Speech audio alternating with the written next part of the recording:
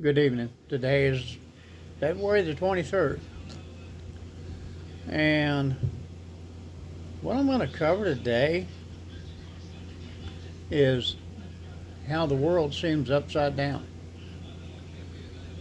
We can go back and look at Elijah during his time, and the world wasn't much different. Everything was twisted around. He was continually trying to run, being attacked, and even in 1 Kings 18, it talks about how it seems the odds are against us is commonly used. Phrase in our society, few enjoy being the underdog, and the one that the odds are against, the underdog here was Elijah in 1 Kings 18, who was greatly outnumbered by the prophets of Baal. Elijah trusted God to be with him in what became one of the greatest spiritual victories of all time. When God is on our side, we are always a majority. Think about that. When God is on our side, no matter how it looks in the world's eyes, we are a majority. No problem will ever be able to stop our progress if we turn it over to God.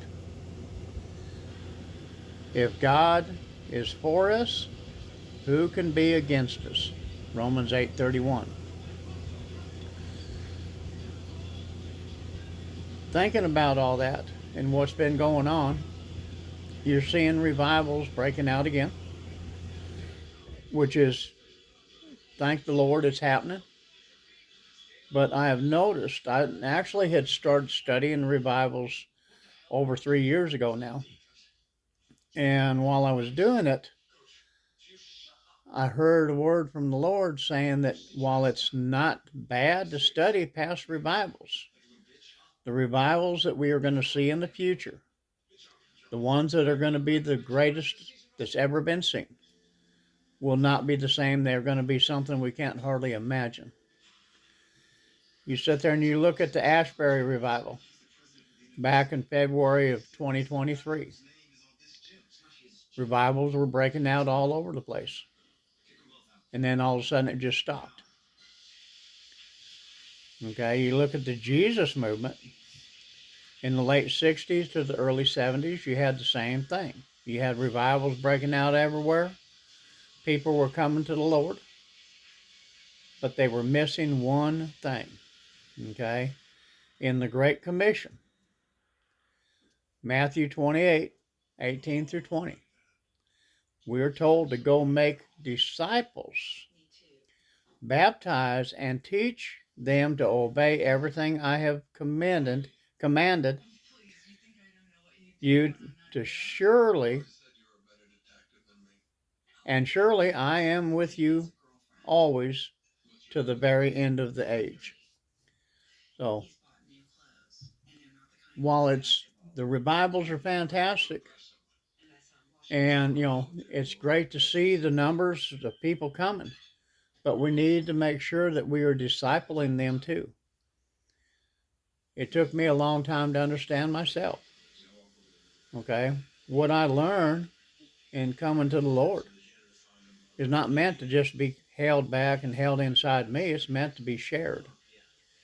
And same thing, we're supposed to share and make disciples, help them to find the word, that they can obey the word, the commandments that Jesus gave.